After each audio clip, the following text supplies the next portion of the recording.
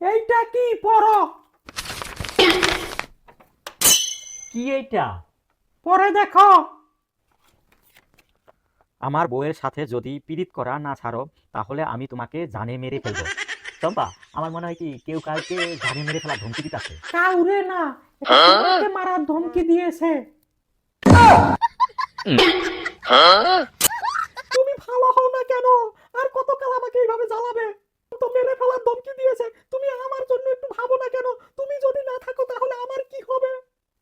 চম্পা, এইবারের মতো আমাকে মাফ করে দাও। আমি বুঝে গেছি এই কাজ আর কখনো করব না। কিন্তু চম্পা, এখানে একটা কথা আছে, যে এই চিঠিটা লেখছে নিচে তার নাম লেখে নাই, তাহলে আমি কিভাবে বুঝবো কার বউরে ছাড়তে হবে? Oh no! No, no, no, no.